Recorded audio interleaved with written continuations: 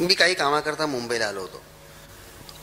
कोणत्या तरी शाळेची घंटा झाली आणि पोरं अशी सुसाट धावत रस्त्यावरती आली. शाळा सुटल्यानंतर रस्त्यावरती धावत येणारी ही मुलं, कोणीतरी असं कुठेतरी लिहिलंय, मला काही आठवत नाही, मी देखील लिहिलं असेल एखाद वेळेस, की उतरत्या ताटावरून जर मोहरी टाकली, मोहरी निवडायची पद्धत तशी आहे असं म्हणतात, तर मोहरीचे दाणे जसे चौफेर असे धावत सुटतात, तशी ती मुलं धावत होती. त्या मुलांकडे मी पाहत होतो आणि काय झाले, त्यापैकी एका मुलाने माझं लक्ष वेधून घेतलं. पोरगा अतिशय दिसायला गोड होतं, कोणत्याही कॅलेंडरवरती शोभावं, कुठल्याही प्रॉडक्ट करता शोभावं असं ते प्रॉडक्ट. आणि त्या पोराने माझं लक्ष वेधून घेतलंच. बस वास्तविक युनिफॉर्म घातलेली सगळीच मुलं होती, त्यात हा. युनिफॉर्म घातलेली मुलं आणखीन मेंढ्या यासारख्या दिसतात, पण तरी देखील हे पोरगं वेगळं होतं. आणि मी काही रिकामा होतो म्हणून तो काय करतोय असं बघत बघत चाललो होतो. त्याच्याबरोबर आणखीन एक पोरगा, अगदी जीवाभावाच्या गप्पा दोघांच्या चाललेल्या होत्या. आणि ऑल ऑफ अ सडन तो पोरगा चालता चालता थांबला. माझीही चाल मंदावली आणि सर्वच मुलं ज्या तऱ्हेने रस्त्यावरती वागतात तेच त्या मुलाने केलं. तो एकाएकी रस्त्यावरनं पळत सुटला. मुंबईची गर्दी, सुसाट वाहणारी वाहनं, आणि जे घडणार अशा प्रसंगी ते घडलं. कर्कश ब्रेक मारत एक टॅक्सी उभी राहिली. तो पोरगा, मला वाटलं की रस्ता क्रॉस करून पलीकडच्या फुटपाथवरती जाईल, त्याला रस्ता क्रॉसच करायचा होता, पण तसं काहीही न करता तो पहिल्या फुटपाथवरती परत आला. बरं, माझ्या समोरच आला आणि आल्यानंतर त्याने फुटपाथवरती काहीतरी शोधायला सुरुवात केली. तो एकूणच सगळा प्रकार चिंतेमध्ये टाकणारा होता. मी म्हटलं, बाळा तुला काय हवंय? श्याम्या कुठे आहे? श्याम्या? श्याम्या कोण? आता इथे होता की? मी नाही त्याला बघितलं. तो नाहीच, तो दिसणारच नाही कुणाला, आणि तो त्या जागेवर सापडायचाच नाही. असं का म्हणतोस? मी पैज पुरी करून दाखवली ना, आता तो कसा उभा राहील? अच्छा, तुमची पैज ठरली होती? हो हो. तो मला म्हणाला की धावत्या टॅक्सी समोर उभं राहून दाखव. मी दाखवलं. हारला ना तो. नेहमीच असं करतो, त्याला पिटला पाहिजे. नाही, अशी मारामारी वगैरे करायची नाही. तो तुझा जीवाभावाचा मित्र आहे का? प्रश्नच नाही. Fast friend, fast. मग बरोबर आहे. का हो? म्हटलं, फास्ट फ्रेंडच असे वागतात. ज्यांच्यावरती आपण विश्वास ठेवतो ना, ती माणसंच विश्वासघात करतात. ज्यांच्यावरती विश्वास ठेवत नाही ती आपल्याला फसवू शकत नाहीत. जवळचे जवळचे मित्र एवढ्या करतात असतात. आणि तो उडालाच. तो म्हणला, जवळचे मित्र फसवण्याकरता असतात? हो. त्याला काही चैन पडलं नाही. म्हटलं, काय रे पैस काय ठरली होती? तो मला एक अख्खं रबर देणार होता. माय गुडनेस. म्हणजे हा पोरगा एका रबराच्या तुकड्या करता धावत्या टॅक्सी समोर उभा राहतो आणि 5-5 दिवस खेळून आमची मंडळी रबर घालवता. तो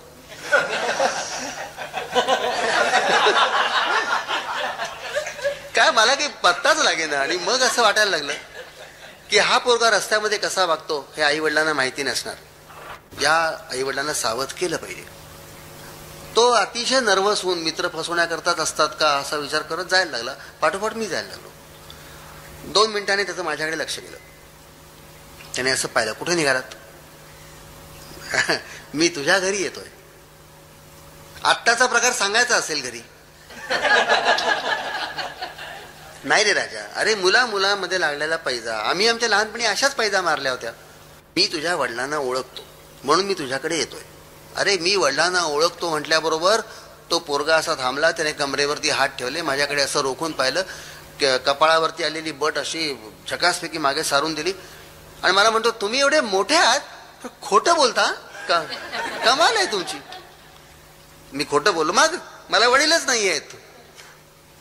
त्याने इतक्या सहजे सांगितलं ना, आणखीन सरकन अंगावरती काटा आला की अरे ह्या पोराला वडील नाहीत. म्हणजे तुला वडील म्हणजे आहेत हो, पण सध्या कुठे आहेत ते माहिती नाही. मला काही उलगडाच होईना. पण दुसरा क्षणी मनामध्ये विचार आला की समजा ह्याचे वडील ह्या गावात नसतील, दुसरीकडे असतील, फॉरेनला गेले असतील, काहीतरी घडलं असेल घरामध्ये. पण तसं जर असेल तर ह्या मुलाची संपूर्ण संगोपनाची जबाबदारी एकट्या आईवर असेल आणि मग तर तिला सावध करणं फारच आवश्यक आहे. तो पुन्हा आपल्या तंद्रीमध्ये चालायला लागला. मी पाठोपाठ जायला लागलो. पण त्याने आता फारसं काही ऑब्जेक्शन घेतलं नाही माझ्या येण्याला आणि मग कळत नकळत तो बोलायला लागला. की श्याम्याने आतापर्यंत किती वेळा टांगा मारल्यात, कसं फसवलेलं आहे, मीच प्रत्येक वेळेला हिरेला का पेटतो, या तऱ्हेचं तो काहीतरी बोलत होता. रस्ते 2-3 रस्ते क्रॉस करत करत आम्ही गेलो. मुंबईत देखील कुठेतरी एखादं बैठं घर असावं, त्याला बाहेर कंपाऊंड असावं, याचाच पहिल्यांदा मला धक्का बसला. त्याने मला त्या कंपाऊंडमध्ये नेलं. एका दमात त्याने 3 पायऱ्या चढून तिथे कट्टा होता त्याच्यावरती उडी मारली आणि मग तो मला म्हणाला, 3दा बेल वाजवली म्हणजे मी, असं आईचं माझं ठरलंय. त्याने 3 वेळेला बेल वाजवली. दार उघडलं गेलं. आपला पोरगा चालाय म्हणून त्याची आई घरच्या कपड्यातच पदराची वगैरे फारशी पर्वा न करता दार उघडण्याकरता आली होती. तिने चिरंजीवांना आत घेतला आणि दरवाजा बंद केला. आतला डायलॉग कानावरती आला, ए दार काय लावतेस? बाहेर काका आलेत. कोण रे काका? असं म्हणत त्या बाईने दार उघडलं. मी नमस्कार केला. मला प्रतिनमस्कार करताना त्या बाईच्या चेहऱ्यावरती एक अशी मजेदार हालचाल झाली. एक भुवई अशी आकारण वर चढली आणि कुठेतरी मला असं वाटलं की ह्या व्यक्तीला मी खूप जवळून पाहिलेलं आहे, हिचा माझा नक्की निश्चित परिचय आहे. आणि त्या चेहऱ्याकडे पाहत मला एकदम मी असा अनेक वर्ष मागे गेलो. म्हटलं, तू रजनी का ग? ती एक पाऊल पाठीमागे सरकली.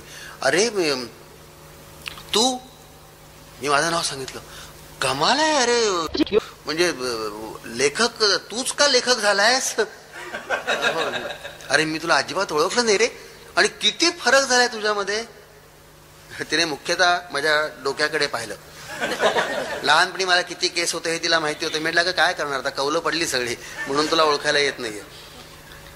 तिने लगेच मला आत ये दरवाजा बंद करून घेतला आणि बराच वेळ ती नुसती बघत राहिली. सिम्पली सरप्राइझिंग, तू ह्या तऱ्हेने भेटशील याची मला कल्पना नाही.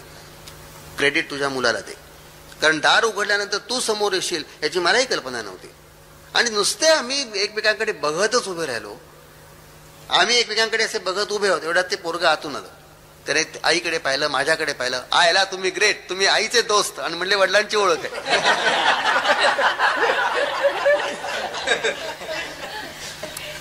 विजा, काकांना असं बोलायचं नाही, ते फार फार फार मोठे आहेत.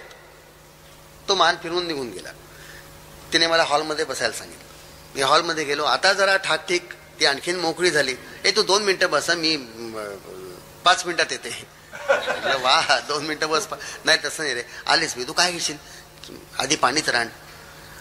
ती पाणी आणण्याकरता आत गेली आणि मग मी त्या हॉलचं जरा निरीक्षण करायला लागलो. 1-2 फोटो होते, 1-2 कॅलेंडर्स होती. कोपऱ्यावर एक टेबल होतं, तिथे 3-4 पुस्तकं होती. मी पहिल्यांदा टेबलाकडे गेलो. पुस्तकं कुणाची आहेत काय आहेत पाहायला सुरुवात केली. म्हटलं आपलं आहे की नाही हे पहिल्यांदा बघायचं. ज्या घरामध्ये आपलं पुस्तक आहे त्या लोकांना अभिरुची आहे वाङ्मयाची असं समजायचं. बाकीचे लेखकच नाहीत महाराष्ट्रामध्ये. तर ती पुस्तक अशी उलटसुलट करत असतानाच ती आतल्या खोलीतून बाहेर आली. काय रे, काय बघतोयस? घरातला पसारा पाहू नकोस. नाही, एखादं तरी माझं पुस्तक आहे का मी पाहतोय. तू कसा आलास मला सांग. रस्त्यावरती जे जे घडलं ते मी तिला सांगितलं. ती अतिशय गंभीर झाली, अस्वस्थ झाली. मग मी तिला म्हटलंय, बघ पोरग तुझा अतिशय गोड आहे, त्याला मारायचं नाही, शिक्षा करायची नाही, पण धाक मात्र जबरदस्त हवा. ती गप्प, मी गप्प. आणि तेवढ्यात चिरंजीव पुन्हा बाहेर आले. त्यांनी पुन्हा आमच्या दोघांकडे पाहिलं आणि मग आईकडे पाहतीने विचारलं, यांनी सांगितलेलं दिसतंय सगळं रस्त्यातलं. मी नुसतंच नाही म्हटलं. ती काहीच बोलली नाही. विजा, मला सगळं समजलंय तू बाहेर उद्योग काय करतोस ते. तुला जर काही कमी जास्त झालं असतं तर तू काय केलं असतंस रे? अरे त्यांनी इतक्या बेदरकारपणे मान उडवली. काय आपण तो क्या होता है अशा अर्थाची मान. आणि ते पोरगं निघून गेलं तिथून. मग रजनी मला म्हणाली, पाहिलंस हा असा प्रकार आहे. ती खूप रेस्टलेस झाली, आत निघून गेली आणि मी जरा अस्वस्थ झालो. जरा खोलीकडे पुन्हा एकदा नजर टाकली आणि त्यातल्या एका फोटोने माझं लक्ष वेधून घेतलं. तिथे एका भिंतीवरती एका ग्रहस्थाचा फोटो होता, पण त्याचा डावा हात आणखी उजवा पाय प्लॅस्टरमध्ये आणि खाली डेक्कन क्वीन असं लिहिलेलं होतं. त्या फोटोकडे बघत असतानाच रजनी बाहेर आली. म्हणजे रजनी, हा फोटो कोणाचा? हे आमच्या विजयाचे वडील. माय गुडनेस, ऍक्सिडेंट वगैरे झाला होता? अरे नाही रे बाबा, तुला मी कसं आता सगळं सांगू. म्हटलंय बघ, मागच्या काही आठवणी निघाल्यामुळे तुला जर मनस्ताप होणार असेल तर जस्ट फॉरगेट इट. इतक्या दिवसांनी आपण भेटलोत, आपण काहीतरी वेगळं बोलू. नाही रे, आता सगळं चाळवलं गेलं. कबूल आहे, पण इतक्या अकल्पितपणे नाही हे घडणार होतं. मी इतकंच म्हणते, हल्ली मी मागचा विचार करत नाही, पुढचा विचार करत नाही. या क्षणी हे घडणार होतं, मला मनस्ताप या कारणाने होणार होता असं समजते आणि गप्प बसते, टॉलरेट करते आणि प्रार्थना करते की ह्या तऱ्हेने सहन करायची पाळी आणखीन कुठल्याही बाईच्या आयुष्यामध्ये येऊ नये. रजनी, तू फार मोघम बोलतेस. आता विषय निघालाच आहे तर मला सांग, हा काय प्रकार आहे? सांगते. हे विजयाचे वडील आणखीन त्यांचे मित्र यांच्यामध्ये एक दिवशी कशावरनं विषय आणि वादविवाद निघाला मला की सांगता येत नाही. पण असं काहीतरी निघालं की धावत्या गाडीतनं माणसं पडतात, मग ती मरतात का, एवढे ॲक्सिडेंट का होतात, मग ते जुडो कराटे वगैरे सगळं शिकतात, त्यात ते शिकलेली माणसं जर पडली तरी इतकी जायबंदी होत असतील का, मरत असतील का, असे काय वाटेल ते विषय निघाले. आणि आमच्या विजयाच्या वडिलांचा एक गुण म्हण दुर्गुण म्हण, कोणी चॅलेंज दिला की हा मनुष्य उफाळून येतो. आणि त्यांनी सांगितलं नाही रे, मरायचं काय कारण आहे, माणसाने प्रत्येक गोष्टीची प्रॅक्टिस केली ना तर काहीही होणार नाही. म्हणजे काय असं सगळ्या गोष्टी काय प्रॅक्टिसवरती अवलंबून असतात का? कारण निश्चित असतात. आता फॉर एक्झाम्पल धावत्या गाडीतनं उडी मारणं, केवळ प्रॅक्टिसने मनुष्य उडी मारू शकेल आणि वाचेल, निश्चित वाचेल, अशी काहीतरी पैज. आणि मग 2 महिने ह्या माणसाचे धावत्या गाडीतनं उडी टाकायचे प्रयोग सुरू झाले. थोडा वेग वाढत गेला की आपण जशी एखादी औषधाच्या बाबतीत डोस वाढवत जातो ना, तसं या माणसाने वेग वाढत गेला की उड्या मारायला सुरुवात केली. आणि केव्हा तरी 2 महिन्यांनी त्यांनी परळ स्टेशनवरती सगळ्या मित्रांना उभं राहायचं आमंत्रण दिलं, वेळ सांगितली, त्याप्रमाणे मित्र तिथे जाऊन उभे राहिले. हा ग्रस्त काय करणार आहे कोणालाही माहिती नाही. आणि लांबून डेक्कन क्वीन धडधड देताना या मुलांनी पाहिली. म्हणजे नेहमीच दृश्य होतं. ते बाजूला झाले. गाडी आली म्हटल्यानंतर त्या डेक्कन क्वीनमधनं ह्या सद्ग्रस्ताने उडी मारली. त्या दिवशी डेक्कन क्वीनचा स्पीड मुळात कमी होता, सिग्नल नव्हता, असं काहीतरी होतं. पण ते जे त्या प्लॅटफॉर्मवरती फेकले गेले एखाद्या फुटबॉल सारखे, ते जिथे रॅम्प संपतो तिथपर्यंत असे खेचत गेले. त्यातून ही परिस्थिती. पण तरी सुद्धा याही कंडिशनमध्ये मित्रांना म्हणत होते की माणूस एवढा जायबंदी व्हायचा नाही, उडी मारताना माझंच काहीतरी टेक्निक चुकलेलं होतं. अच्छा, मग तुझी त्यांची ओळख कशी? अरे बाबा, तोही मोठा इतिहास आहे. काय झालं माहितीये का, मी आणि पप्पा एका दिवशी शॉपिंगला निघालो होतो. पप्पा आणि तू आणि तुझं शॉपिंग. बरं काय पप्पा कसे आहेत? अरे मी खरं सांगतो, प्रश्न विचारला आतल्या आज जीभ चावली हो. असं आहे, बऱ्याच वर्षानंतर आम्ही एकमेकांना भेटत होतो. म्हटलं तसवीर लागली की काय पप्पांची. पण ती जेव्हा म्हणाली नाही अरे पप्पा तसेच, तेव्हा मी सुस्कारा सोडला. म्हटलं हाय ही इज. मग कुठे असतात? वरे आमच्यात नेहमीच घर. पण मग अजून हो सगळं तसंच चालू आहे, काहीही कमी नाही. हां, तर त्यावेळेचं सांगते. आम्ही नेहमीच शॉपिंग करायचं म्हणून बाहेर पडलो. त्या दिवशी शॉपिंगला सूरच लागेना बघ. कधी कधी असं होतं नाही की सूर असतो, तो पहिल्या दुकानातली पहिलीच वस्तू आपल्याला पसंत पडते. त्या दिवशी काहीही मनाला येईना. पप्पा कंटाळले, मीही कंटाळले. त्यांनी आज राहू दे सगळं, आपण आज काही जमत नाहीये, खरेदीचा सूर काही लागत नाही. मी चला म्हटलं. त्यांनी पण नेहमीचा कार्यक्रम व्हायला पाहिजे. आणि मग लस्सी पिण्याकरता आम्ही ठरलेल्या दुकानाकडे जायला लागलो. आणि पप्पा त्यांच्या तंद्रीत, मी माझ्या विचारामध्ये. आणि पाठीमागून एक मनुष्य वेडावाकडा धावत आला. त्याने पप्पांना धक्का मारला. पप्पा पडता पडता सावरले. तो ग्रस्त पळत पुढे गेला. आणि दुसऱ्या क्षणी पप्पांच्या लक्षामध्ये आलं की धक्का मारून याने आपलं पाकिट काढून घेतलं. मग पप्पा पळायला लागले. मी पप्पांच्या मागे पळते. तेवढ्यात सँडल काय तुटली आमची. मग एका हातात सँडल धरून मी धावतेय. आणि मग तो ग्रस्त सापडणं शक्यच नाही. चिकार, आरडाओरडा, चोर चोर चोर. मुंबईच्या लोकांना काहीतरी हवंच असतं. निघाली 100 माणसं त्याच्या पाठीमागे निघाली. तो सापडायला तयार नाही. आणि त्यानंतर न भूतो न भविष्यती एक प्रकार. म्हणजे अशाच कोणत्या तरी इमारतीसमोर तो पळणारा मनुष्य आला तर दुसऱ्या मजल्यावरनं एका माणसाने डायरेक्ट उडी मारली ती त्या माणसाच्या अंगावर. अरे सगळे अवाक होऊन त्या प्रकाराकडे बघतायत. त्या माणसाने काही नाही, कपडे झटकल्यासारखे केले. पप्पांचं पाकिट त्या माणसाच्या हातातून घेतलं. पप्पांच्या समोर तो उभा राहिला. तुला तुमचं पाकिट. माय गॉड, तुम्ही तेवढ्या करता सेकंड फ्लोअरवर तर उडी मारली. आपल्याला हे असं काही दिसलं ना की आपलं राहवतच नाही. ते घडतं हातून आणि नंतर आपण विचार करतो काय घडलं ते.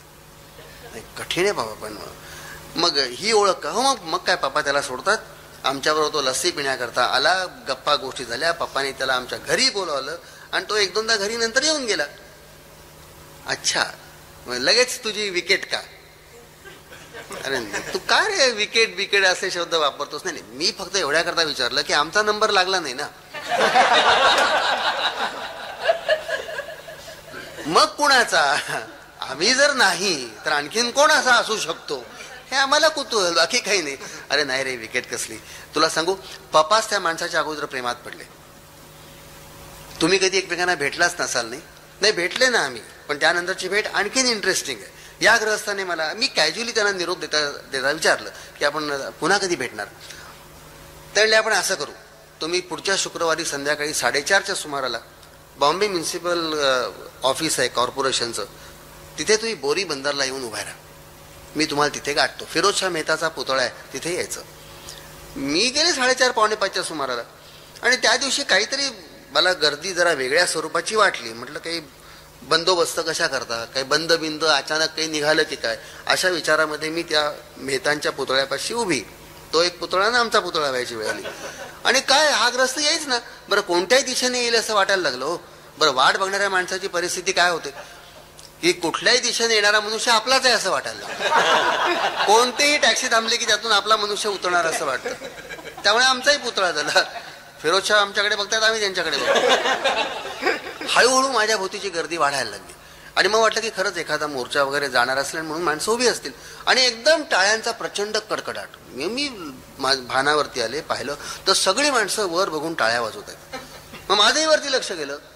बापू, यू विल नॉट बिलीव्ह, कॉर्पोरेशनचं ते काही 100 फूट उंचीचं ते काय पॅरापेट वगैरे आहे ना, तिथे एक गृहस्थ उलटी सायकल ठेवून त्याच्यावरती सायकल बॅलन्स वगैरे असले प्रकार करत होता. आमच्या टाळ्या त्याला ऐकू जात होत्या का नव्हत्या कुणास ठाऊक. आता एवढ्या गर्दीमध्ये हे चिरंजीव आम्हाला कसे भेटणार म्हणून मी कंटाळून छोटी घरी आले. दुसऱ्या दिवशी पेपरमध्ये याच माणसाचा फोटो. कठीण आहे. मग पुढे काही नाही, पप्पानीच प्रपोजल मांडलं, तू ह्या माणसाशी लग्न कर. म्हटलं नाही बाबा, हा असले काहीतरी विक्रम करत बसणार, माझ्या संसाराचं काय होणार. पप्पा म्हणले नाही, पुरुष असा टग्या हवा.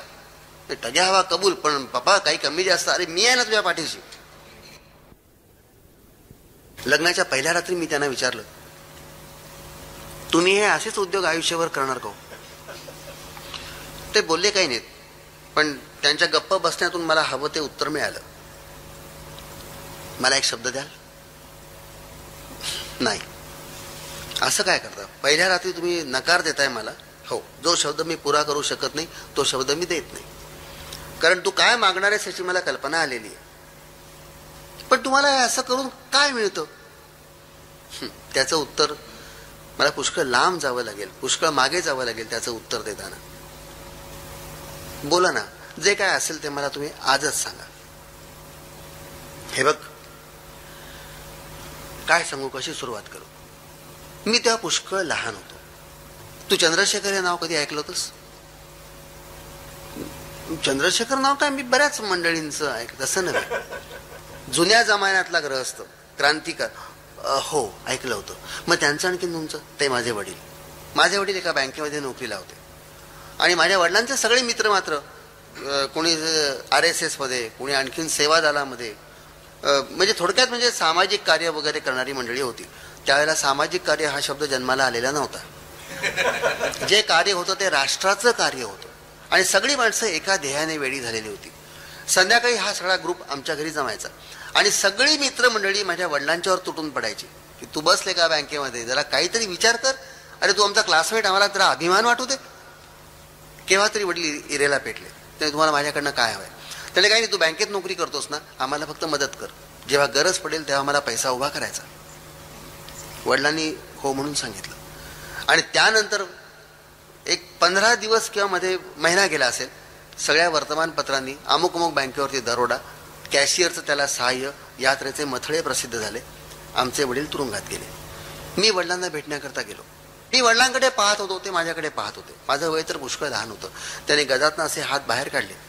5 मिनिटं फक्त भेटण्याकरता मिळाली होती. त्याने चेहऱ्यावरनं माझ्या हात फिरवला आणि त्याने, राजा आयुष्यामध्ये काहीतरी कर.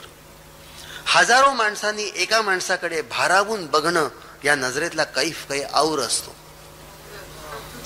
मला त्या वाक्याचा अर्थ समजला नाही. आणि जो अर्थ समजला तो अतिशय भयानक होता, जो वडिलांना आयुष्यामध्ये समजला नसेल. कारण दुसऱ्या दिवसापासून मला शाळेमध्ये जीव नकोसा व्हायचा. दरोडेखोराचा मुलगा, सगळ्या वर्गातली मुलं, सगळ्या शाळेतली मुलं माझ्याकडे ह्या नजरेने बघायची. तेव्हा पुन्हा एकदा मला तुरुंगाधिकाऱ्यांची परवानगी घेऊन त्यांना हा प्रश्न विचारण्याची इच्छा झाली होती की हजारो माणसं जेव्हा एका माणसाकडे बघतात तेव्हा त्याच्यामध्ये विलक्षण यातना असतात. हे वडिलांना सांगावंसं वाटलं, पण ती वेळ माझ्या आयुष्यामध्ये आली नाही. पण वडिलांच्या वाक्याचा अर्थ मला एका दिवशी समजला. माझ्या आयुष्यात देखील तो एक क्षण उगवणार होता याची मला कल्पना त्या दिवशी आली. मी आणि माझा मित्र आम्ही संध्याकाळचे फिरायला गेलो. कुठल्या तरी टेकडीवरती गेलो, नेहमीचं आमचं आवडतं ठिकाण. आणि मग मित्र मला भारावून विचारायचा, एक खरंच तुझ्या वडिलांनी क्रांतिकारकांना मदत करण्याकरता बँकेतनं पैसे पळवले का रे? लोक असं म्हणतात, पेपरवाले असं म्हणतात. तो काही ना काहीतरी सांगायचा. मी कधी कधी गप्प बसायचो, कधी कधी चिडून उत्तर द्यायचो. त्या दिवशी असं घडलं की गप्पांच्या नादामध्ये संध्याकाळ कधी झाली समजलं नाही. आम्ही खाली टेकडी उतरायला लागलो आणि अंधारात धावत धावत येता येता अंधारात कुठेतरी आम्हाला एका वळणावरती आम्ही दोघंजण थांबलो. आणि मला काहीतरी वेगळा भास झाला, कारण टेकडी धावत धावत उतरायची म्हणून आम्ही पायातल्या चपल्या हातामध्ये घेतलेल्या होत्या. आणि काहीतरी मला वेगळा भास झाला आणि मी थबकलो. माझं खाली लक्ष गेलं तर एका लांब लचक सापावरती माझा पाय पडलेला होता.